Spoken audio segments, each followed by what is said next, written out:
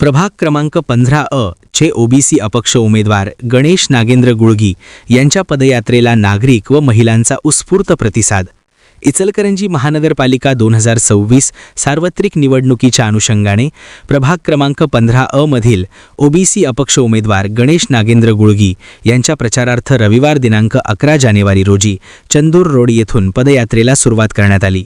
सदर पदयात्रा जुना Chandur road, Bargemala, Mathura high school ring road, Tambemala, Sambhaji चौक, दातारमाळा येथील चौंडेश्वरी मंदिर या ठिकाणी येऊन पदयात्रेची सांगता करण्यात आली।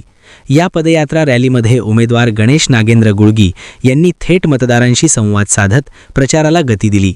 पदयात्रेच्या माध्यमातून घरोघरी भेटी देऊन मतदारांशी संवाद साधण्यात आला।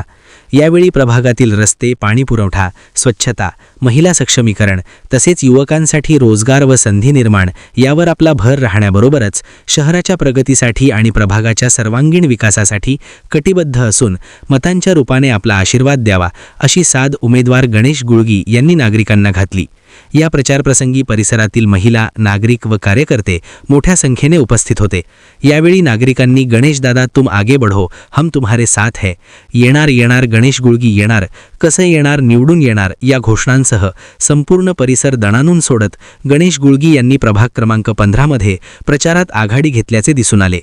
वसुंधरा शक्ती न्यूजसाठी पत्रकार विजय तोडकर। चॅनेलला